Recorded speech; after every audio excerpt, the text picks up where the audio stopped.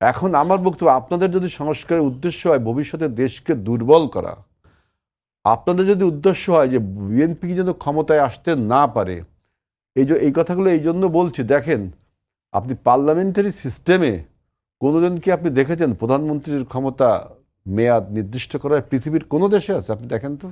আপনি ফলো করেন কি ওয়েস্টমিনিস্টার ডেমোক্রেসি, দ্যাট মিনস ইংল্যান্ডের ডেমোক্রেসি, ভারতের ডেমোক্রেসি, তাই না? আর যদি অন্য ডেমোক্রেসি, প্রেসিডেন্সিয়াল ফর্ম অফ গভর্নমেন্টের যে ডেমোক্রেসি, আমেরিকার জি। ডেমোক্রেসি, এই তো।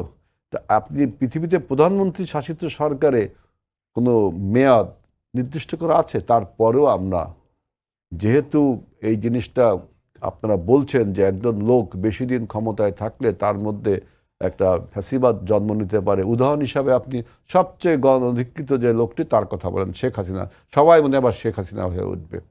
তারপরেও কিন্তু আমরা এটা মেনে নিলাম। বলছি না যে আমরা জনগণের স্বার্থে, কারণ আপনি একজনের মৌলিক অধিকার, যে রাইট টু প্রিভিলেজ, যে আপনার নির্বাচনে প্রতিদ্বন্দ্বী করার যে অধিকার, তার তার সক্ষমতা থাকা সত্ত্বেও সেটা আপনি কিনে নিচ্ছেন। একজন লোক দুইবার প্রধানমন্ত্রী, তিনি আবার দাঁড়াতে পারবেন না ইলেকশনে, তাই না? তারপরেও কিন্তু আমরা আমরা এটা মেনে নিলাম।